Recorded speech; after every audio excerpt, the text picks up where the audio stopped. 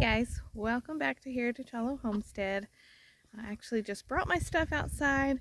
Was getting ready to make a video about okra, and I just happened to turn around. I could notice in the background, I was like, what is that?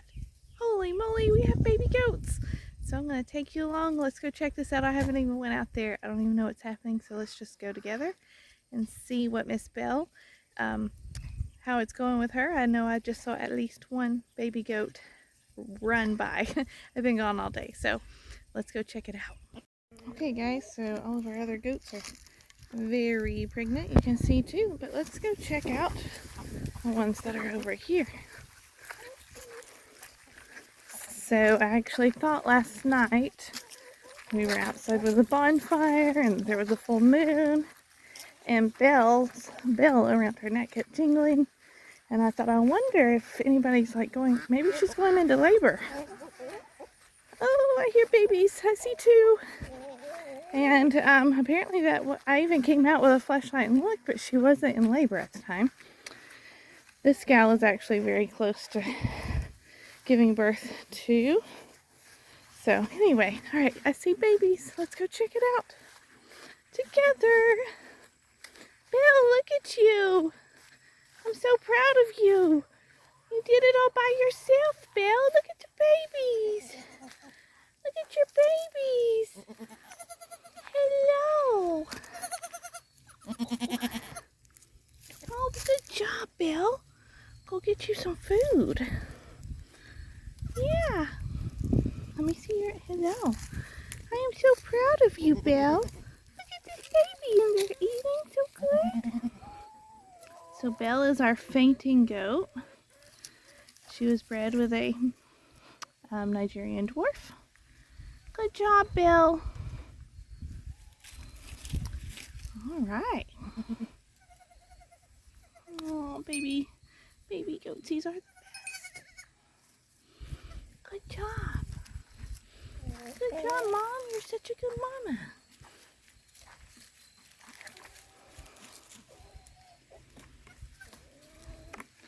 Did you handle everything while I was gone, Red? You did? Took care of it? Good job, Mama.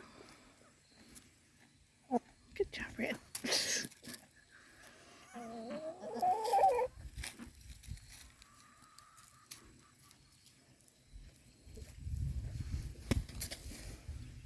Oh, the cuteness. Look at you. Look at you. Yes, Mama. I see you. Oh boy, look at all this cuteness. Hello. Hello.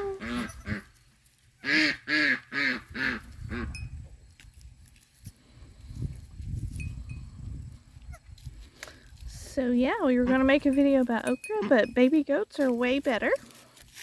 Aren't you? Hello. Oh.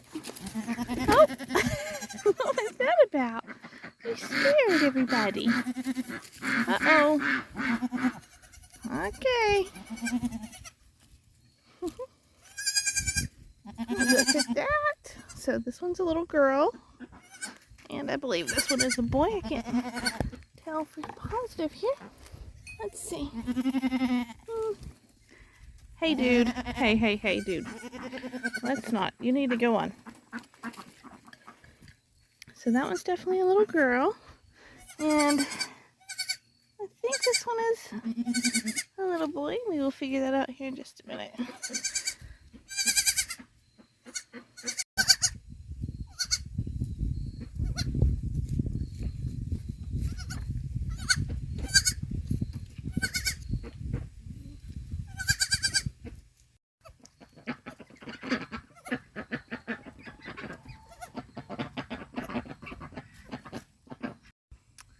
Okay guys, so check the babies out. They're doing good. I'm going to get something to clean their dip their umbilical cords here in just a minute, but they are very healthy. They're up and moving around. So they're probably born about 9 or 10 o'clock this morning. I had to take a kid to a volleyball game this morning, so they're probably born somewhere around then, and I'm just now coming back out here and it's like 3 or 4 o'clock in the evening. So, I mean, they are dried off already. They've been up and moving around. They're eating, both nursing really well. So she's doing good. I'll need to clean her up a little bit too, but I'm just going to actually let them be for a little while and let them bond. Since Belle is a fainting goat, she can be very, she can get stressed very easy. So I'm just going to give her time with her babies. This is her second time having babies since we've had her. Both times she's been a great mom. So I'm just going to leave her here, keep an eye on her. I'm going to go get her a little bit of feed to give her a little boost of energy. And they look like they are doing good. It's a boy and a girl. This one is a boy, and the one that's more brown is a girl. They look like they are healthy and doing good. So, alrighty.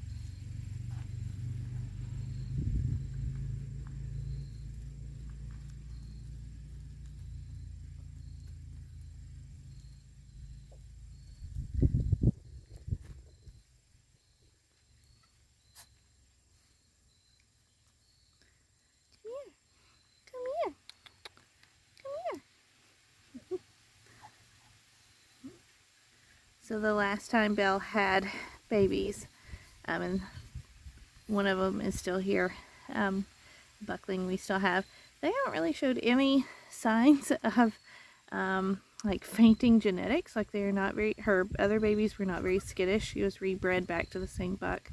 So my guess is that these are not going to show a lot of fainting goat traits. But Miss Belle, she is quite the fainter. I actually kind of joked around when I first got her that she was more of my therapy goat than anything, because she is quite funny sometimes. I really like her though. She's a good little goat. She's very sweet. And I actually think that she may be part Nigerian dwarf and like half Nigerian dwarf and half fainting, because she doesn't faint at just anything, but if you give her a good scare, she will faint, and if she has to travel, she definitely faints. So hello, what are we gonna name you? Huh? What are we gonna name you? Little sweetie pie, come here. Hello, look at you. You're so cutesy. Yeah. Okay, Miss Bill. I'm going to leave you to it for a little while. I'll go get you some feed. Everybody's doing good, though. So I'm going to leave them be for now. And how about it, ducks? I guess we will go back to our okra making video. Let me do a quick check on our other goats out here, see how close they are. It is a full moon, so it's usually a good time for these goats to go into labor.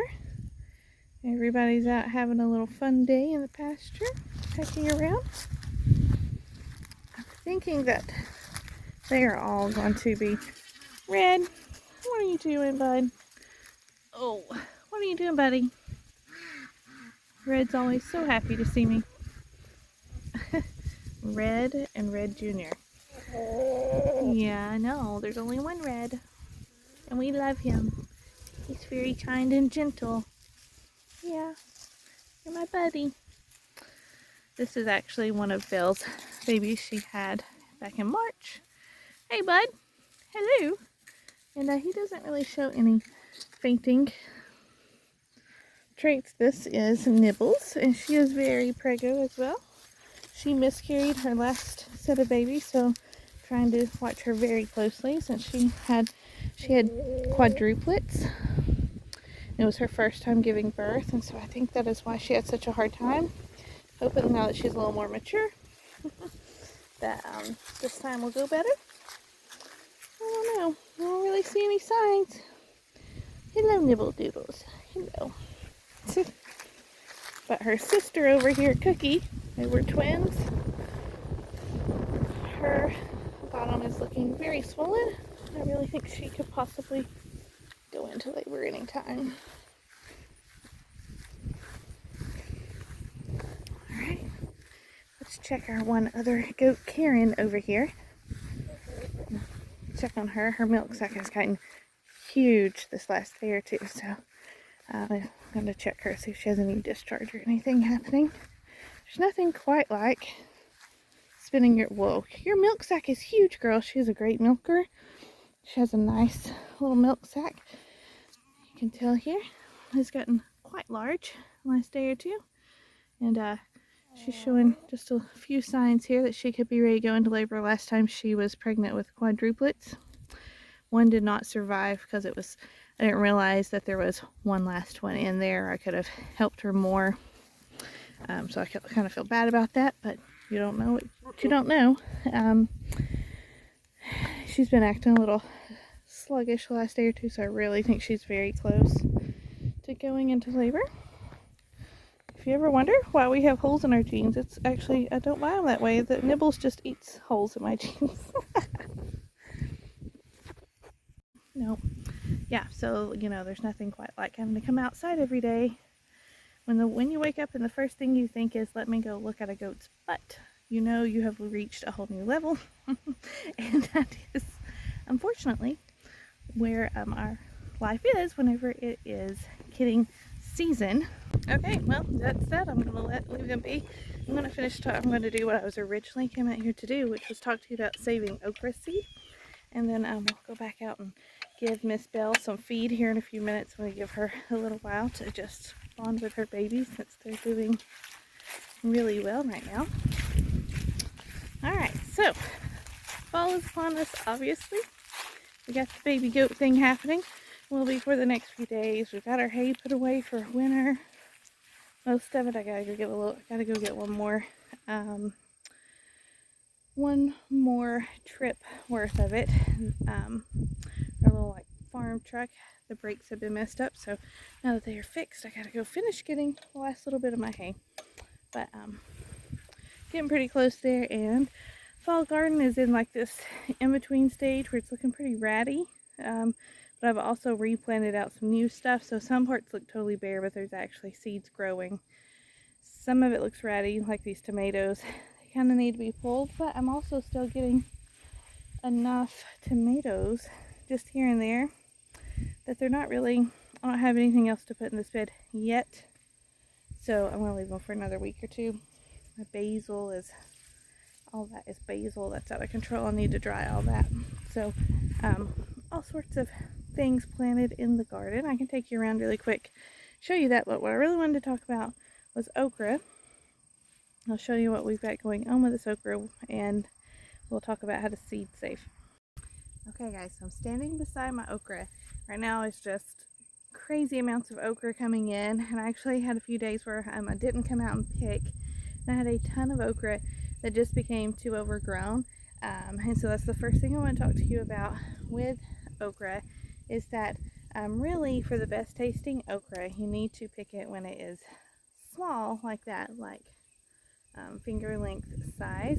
If you let it grow too big, or if it stays on the plant for too long, like here's a small piece, these are very soft. These are great for frying okra, which is how we personally prefer to eat okra. We love fried okra. My one daughter, that's her favorite side is okra, so I literally basically grow okra just for her. It's her favorite thing out of the garden. Sorry, the sun is in my eyes. So these smaller pieces are what is ideal. I have already come through. You can tell my okra is about 5.5 feet, some of it's 6 feet tall. I'm only 5 feet tall, so it's well above me. So it is just growing and growing, putting on lots of secondary and third like sets of shoots, and so it's starting to look a little worse for the wear. Some of it is, but it is still putting on a ton of okra. I'll show you what I just cut off. That is all too woody to eat because I let it go. I just went like 3 days without cutting okra, and this is already just grown past to the point where I prefer to eat it. So I want to show you and what it looks like and what I'm going to do with it. Let me get it. So I'd already cut this. This is a whole basket full of okra. Now this all just came off. I had another basket this size that was edible, and this all came out of these 2 rows of beds, and that was just like 3 or 4 days worth. Well, some of these have probably they've gotten hidden away. Oops. And so this is probably a week's worth of okra. So okra can be very prolific, especially this time of year. A lot of people give up on their okra too quick. They don't realize that okra really thrives in September, October time frame. So even just this size, like it's very, like I can't even squeeze it. It's very hard. I couldn't even slice this. And so even though it is still green, I'm just going to let all these hang out. I'm going to be drying these all in my garage. And I'll show you what they look like once they do dry. I do have some that have already dried here. Here's one that's almost dry. You can tell that it's starting to split and it's starting to get brown.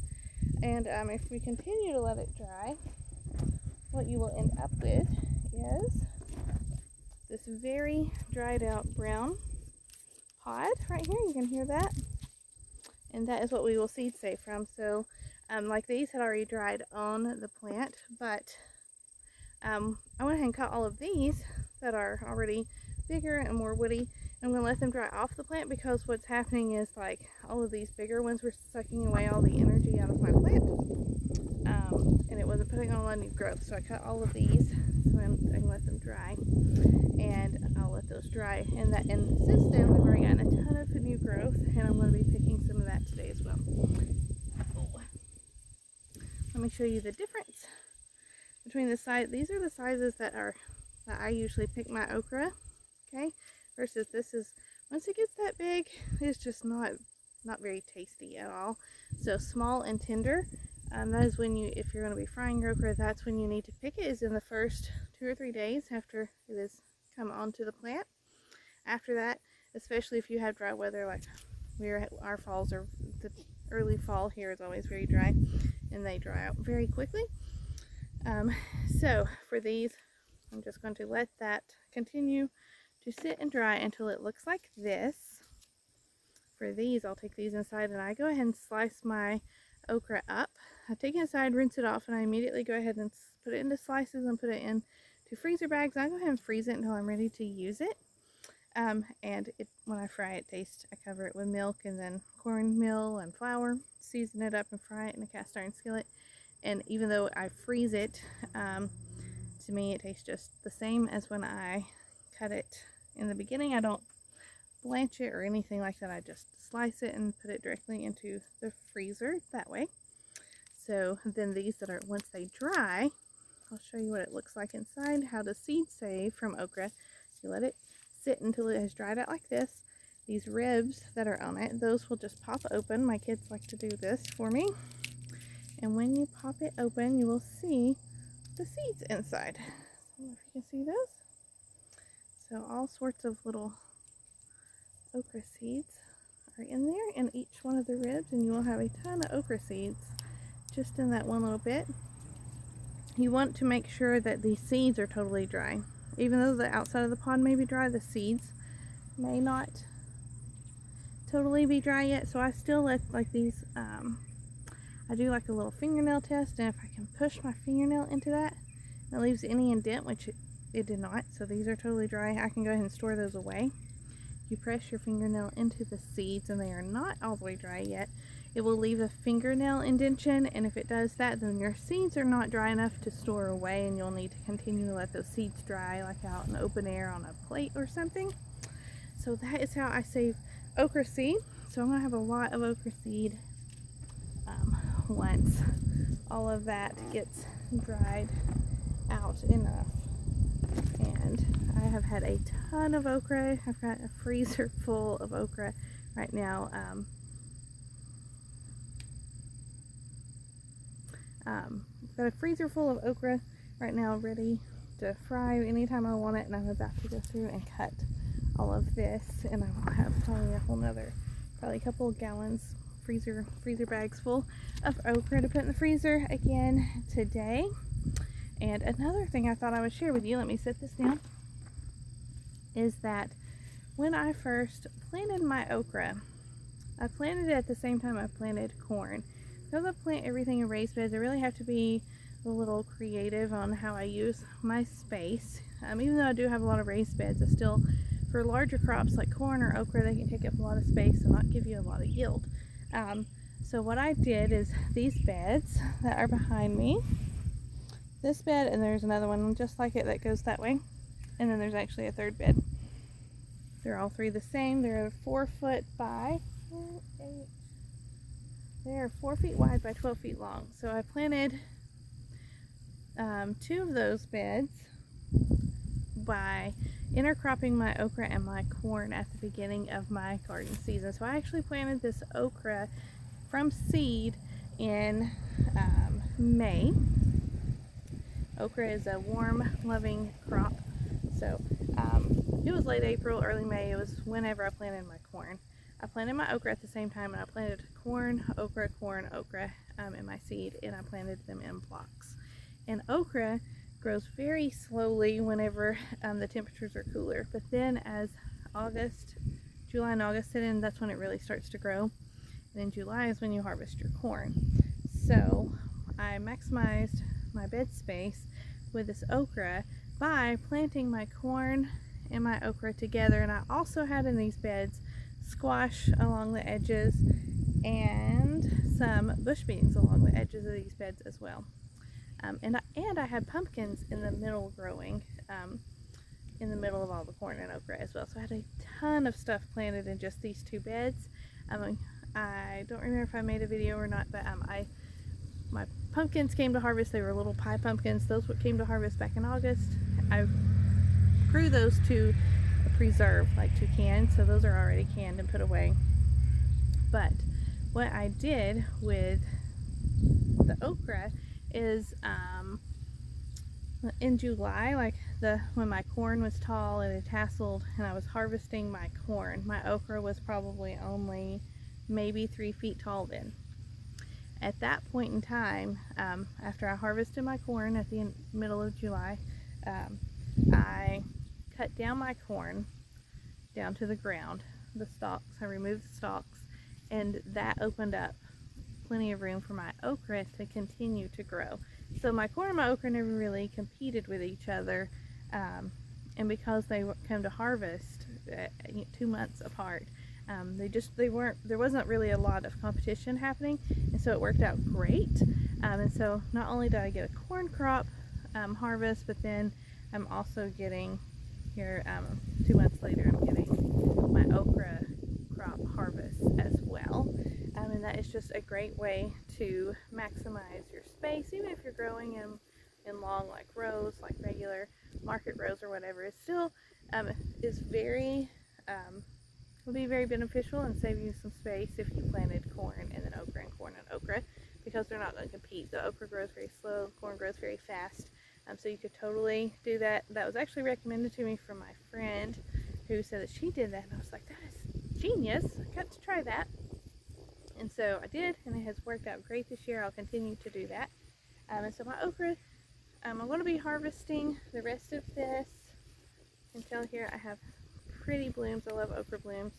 And then I have okra here to harvest right here. I have lots of okra to harvest today, and I will continue to harvest all of this, and I would say by next week it's going to be starting to get really cool.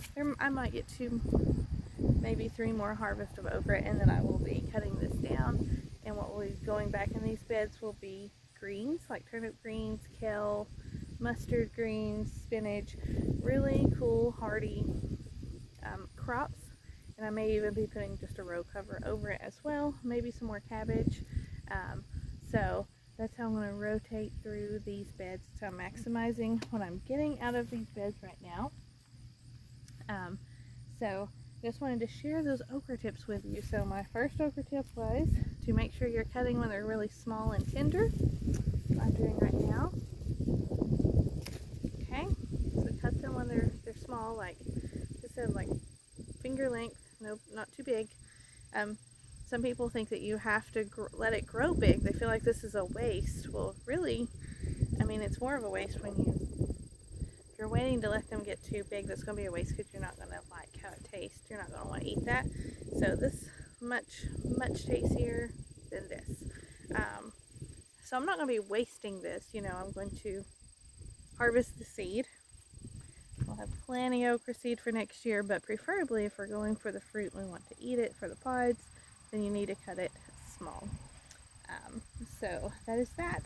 I don't really have a lot of pest issues with okra. I'll share that with you too, except for just recently I realized that I'm having some pest issues with ants right at the very top of my okra. I'm not really for sure what I'm going to do about that, or if I'm even going to do anything at this point in time, because I've gotten a ton of harvest already. I don't think that they're damaging enough of my okra for it to really matter too much. But so, and I also want to remind you that okra will use up a lot of water. You want to water it frequently to get those nice soft pods that are a lot tastier. And they really like hot weather, so that's when, so if you are growing okra, it's only June or July, and like I live in the zone 7, you're not really going to get any yield, or in my experience, you're not. This is an emerald okra, or a crimson, no, this is crimson spineless okra, and because it has this crimson color here. I think I planted 2 different kinds. There was an emerald and there's a crimson. I think I planted, this is the crimson. But I don't get okra harvest until late August, early September. Sometimes not even till mid-September is actually when it really starts to put out. So don't give up on your okra. They take a long time to come to fruit. So that is one of the main things we got going on here. Lots of okra, and what else have we had? Lots of tons and tons of okra, a lot of basil. I don't know what has happened with the basil, but it's went crazy. And peppers. It is definitely pepper season around here. Peppers are going crazy. I've been giving them away. I'm tired of canning them. We've been eating chili and stuffed peppers and you name it. So we're all just kind of tired of looking at peppers. I've been feeding some of them to the chickens. Supposedly some peppers and pepper seeds kind of help your chickens lay eggs a little bit more. One way or the other, they like them. Little funny chicken side note, chickens can't taste spiciness or hotness, so I can feed them my extra habaneros and that it doesn't affect them. So that gives them something extra to eat that doesn't really bother them, and I've been giving them away. But it is definitely pepper season. So many peppers have been freezing green, like bell peppers and jalapenos. We got habaneros, poblanos, Anaheim peppers. I've made a whole bunch of homemade rotel. So we've got all that going on. I will take you around and give you a quick look at what all I've planted. Excuse the weediness. The garden's kind of in this in-between state where, like, I'm about to top it all off with fresh compost and it'll look a lot nicer and fresher. But for now, things are growing. It's looking good. So I'll take you around. I'll show you what all I've planted. I have pulled up some stuff, and I have a lot of seeds that are just now popping up, and I will be putting row covers on soon. I'll take you along for that. So we just have like a lot of random things that always happen in fall, like when everybody else is kind of putting their gardens to sleep. This is actually my favorite time to garden because it's so nice out. 70s for the highs and 50s for the lows. It's just the perfect weather here in East Tennessee, so it's my perfect time, in my opinion, to garden. So that's when I really try to ramp up this like 3rd round of gardening, and then I just cover everything, and as it gets cold, all my greens and such will just kind of sit nicely, almost like they just kind of like freeze in time, and they sit there. They taste great when it's cold out, and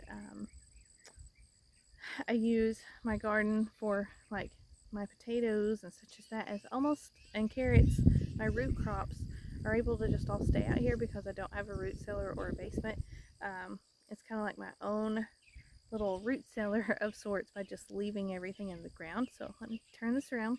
I'll show you what all I've got going on. And then we'll go back. I'll feed Miss Belle and check on those babies one last time. I know this was kind of random. It was meant to just be about Okra. But I mean, who doesn't love baby goats? And a quick garden tour. So let me take you around. Okay guys, so I'm going to quickly bed by bed. I have a whole bunch of basil, and I have my Cherokee purples here. They were the first tomatoes to put on. They are always the last to put out. They are doing great. My tomato plants don't look so great, but I mean, them and this basil, look at all of this basil. Oh, it just smells amazing. I need to pinch. So I pinch all my blooms off, and I feed them to the goats. And we have a lot of Cherokee purples that are growing here, and we have lots of gorgeous basil. Look at all of that. Lots of basil over here that's growing nicely. So, but my basil is trying to go to seed here, and I don't want it to. I want to dry all of this off, all of this. So I am pulling off these blooms, feed that to the goats or chickens so it doesn't go to waste. And if you are new to growing herbs, just a quick little tip, you need to pull your blooms off of any of your herbs so that they don't taste bitter. This is a Genovese basil. I'll throw this over here to my... Come here, guys. Here. Just a little fresh... Number one reason my garden is so close to my fence is so I can throw everything off over the fence to them. So I had not really for sure how you say it, Jarndale, like the greenish blue pumpkin. That's what this is, but it is not, just hasn't done well in that spot. I don't know if there's something going on in the soil right there or what. But it is putting on a lot of new growth. I don't know that I'm not going to have any pumpkins ready in time for Halloween off of that one, but that's okay. That was a pie pumpkin anyway.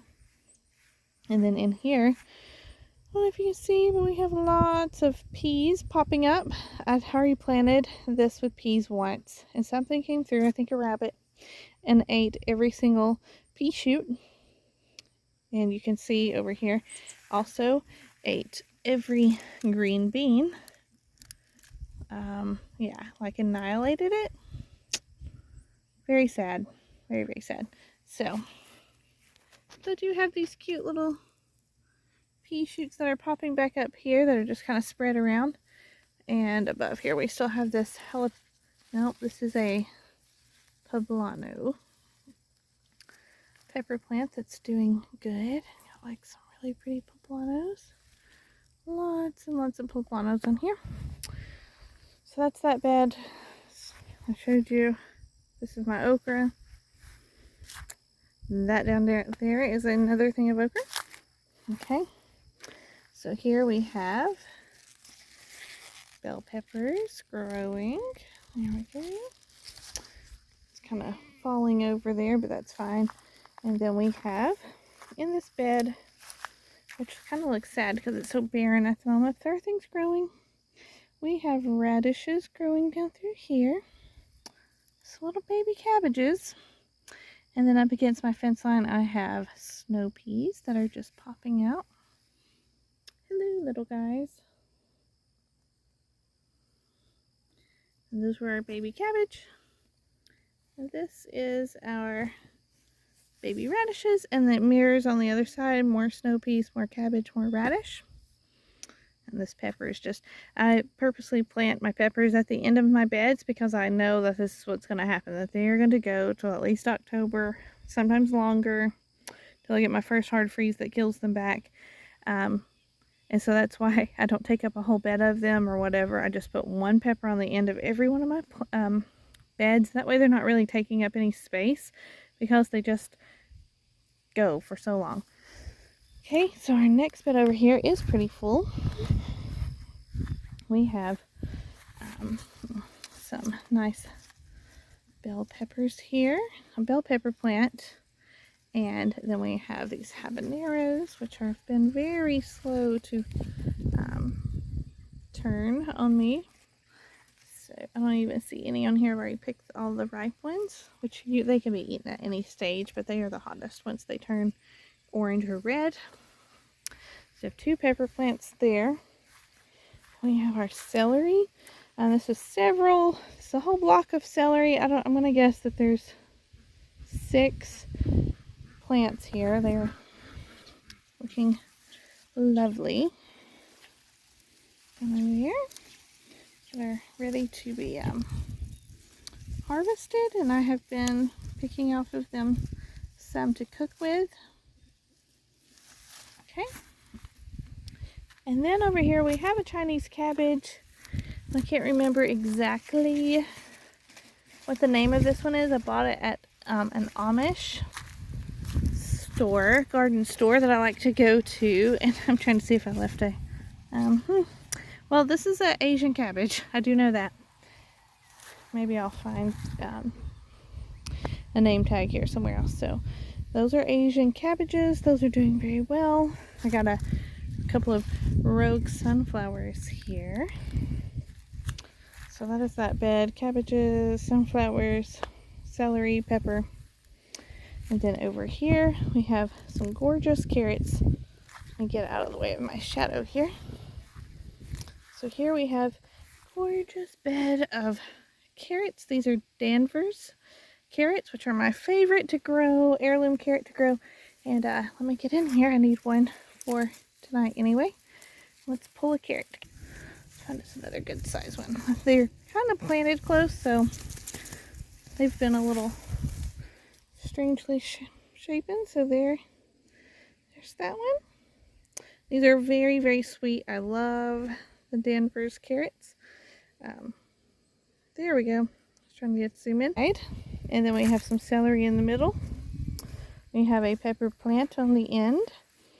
And then we have a bed of lettuces here that are, some of them are doing good and some of them aren't.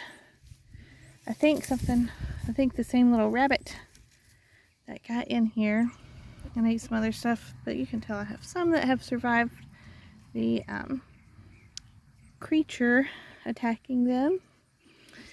And so this is red wing lettuce. This is a romaine. I'm not for sure which one. Paris Island maybe. These are either butter crunch or iceberg. So we've got that there. And then we have lots of baby lettuces that you can see sprouting up here. Some larger lettuces. These are butter crunch. And then there was some of this is a Sierra lettuce, which my one daughter picked out because her name is Sierra. Some more celery. And you guessed it, a pepper at the end. Okay. So here we have another bed of carrots. This one's been picked through to where I've harvested quite a few, but I still have plenty more to go through and harvest as they continue to grow. Those are older, these are newer, and the middle is where we're the oldest, and those are the ones I've already harvested. And another bell pepper plant. And back here is my last bed of potatoes, and they have been doing really well. Some of them have been blooming. These are russet potatoes, and I have green beans growing in here with them. They are doing really well. My green beans always love fall weather. These are Blue Lake Bush. So green beans, I've made a video about this before, but green beans and potatoes go well together because green beans are putting nitrogen back into the soil, and potatoes use a lot of nitrogen, so they're great garden friends. My green beans always grow the best, strangely enough, also in with my potatoes. And I don't know if it's because they're shaded over here or what, but they are looking good. So I have that. Those will not be harvested until, I'm just going to let them go until a freeze kills the tops, and then they'll actually probably stay in that bed until I'm ready to eat them. Just kind of like natural root cellar storage. And then over here we have a random, it's almost like a seed bed at the moment. I have so many little red cabbages popping up. We have more peas. We have, I think, beets, radishes, more peas, and then another kind of cabbage. And what I will be doing with all of my cabbage, which is there and here, is I'll thin it out, and then I'll also be moving those cabbages to where the okra is. I'll be transplanting them soon, and then all of this will get covered so that it can continue to grow. Last year, New Year's Day, I was harvesting some cabbage, so as long as our cabbage is covered, it will go well into the new year. So from far away, you can see there's some random things popping up that was just planted about a week ago. I have some sad little volunteer tomatoes. They are not going to make it. And a random butter crunch lettuce right there that seems to be doing good. This is the wild and crazy pepper bed that is totally out of control. Lots of different peppers growing in it. And then also, like down in here, we have some spaghetti squash that is growing. Oh, these cayennes are ready. Some cayenne peppers. That spaghetti squash. Got some spaghetti squash growing here and there. Over there, I'd had popcorn. I've already harvested that. That was fun. Little experiment. This is just loaded down with peppers. If nothing else, those will get just fed to animals for a little extra treat. My herb bed is sad. We don't even want to talk about it. But that is lots of herbs in there. I have not planted anything back over here. I had onions. You can see a few leftover onions here sprouting. There's really nothing in this bed. But in about a week, I will be planting all of my garlic. That will be a garlic bed. We have one volunteer potato in here. And then the rest of this, like 2 or 3 days ago, I just planted carrot seed. Like the rainbow carrots. So those have not had a chance to sprout up yet. They will soon. We have lots of flowers that are going to seed down through there. Everything looks so messy. So it's really sad. But we got some this cherry tomato plant is still doing pretty good. Still putting on lots of cherries. We have several jalapenos plants over here that are loaded down with new jalapeno growth. So many jalapenos just out of those 5 or 6 things.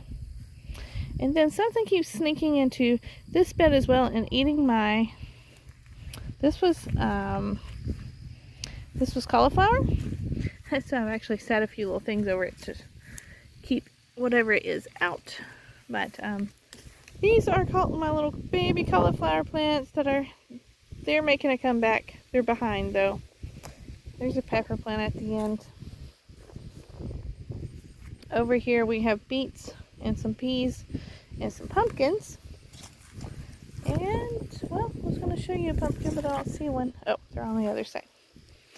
More okra.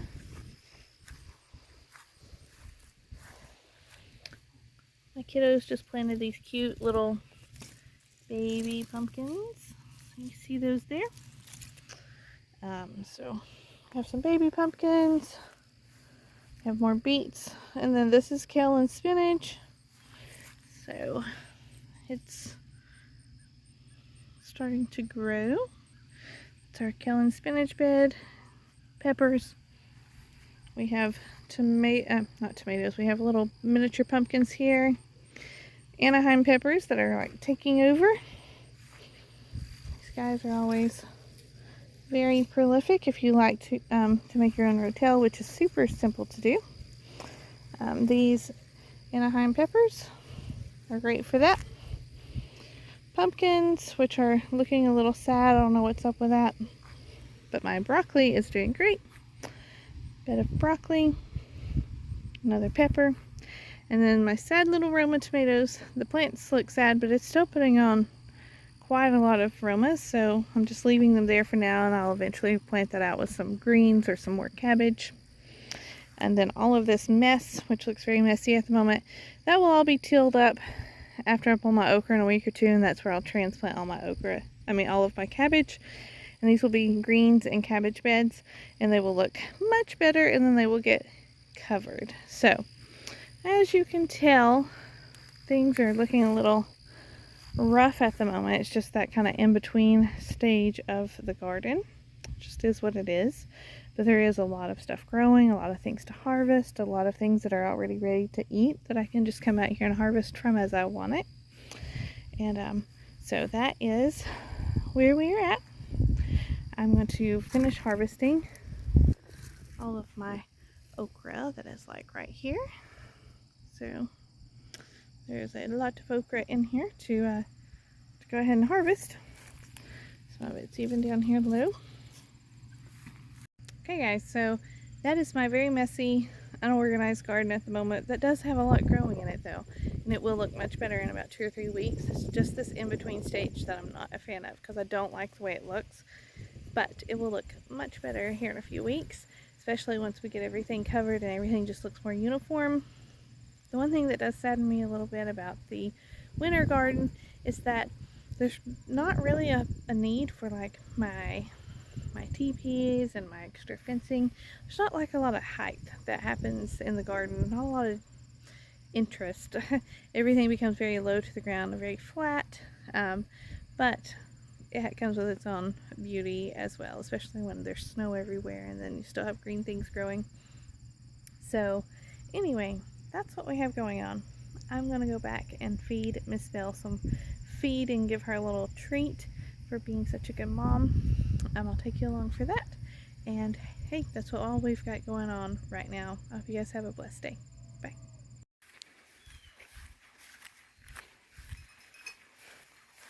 Man, girlfriend's hungry. Girlfriend's hungry. Good job, Mama. You've been a good girl. Yeah. You did a good job.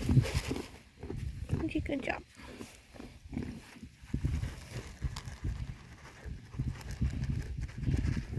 Good job, Mama. Good job.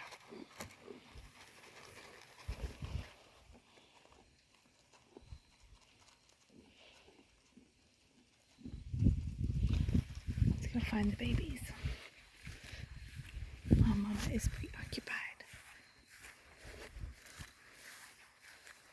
Oh, I see one. Where's the other one?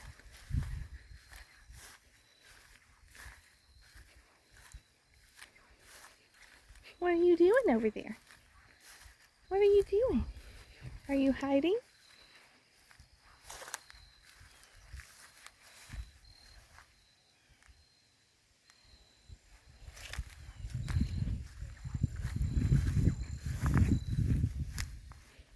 Oh, bless it. Look at that. It's little and asleep. You get your belly full.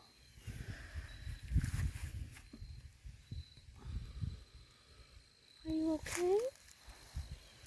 Hmm? Oh, it's okay. Look at that face. It's okay.